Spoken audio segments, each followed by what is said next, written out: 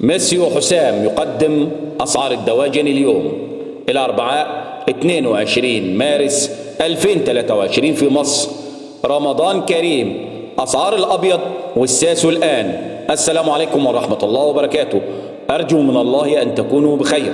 وفي البداية لا تنسوا الاشتراك في القناة وتفعيل زر الجرس لكي يصلكم كل جديد.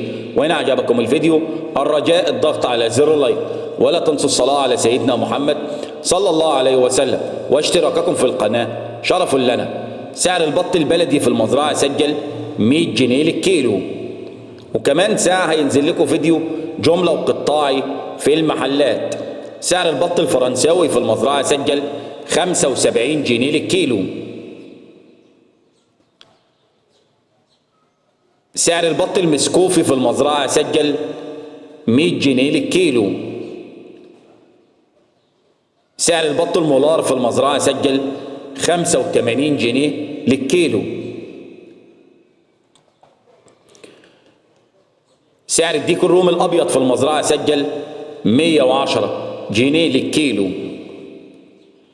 سعر الديك الرومي البلدي الأسمر في المزرعة سجل 120 جنيه للكيلو.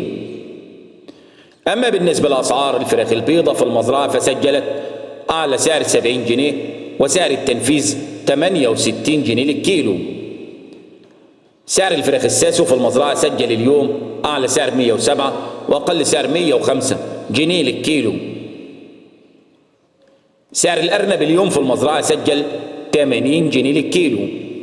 سعر الفراخ البلدي الحرة في المزرعة سجل 100 جنيه للكيلو. والسلام عليكم.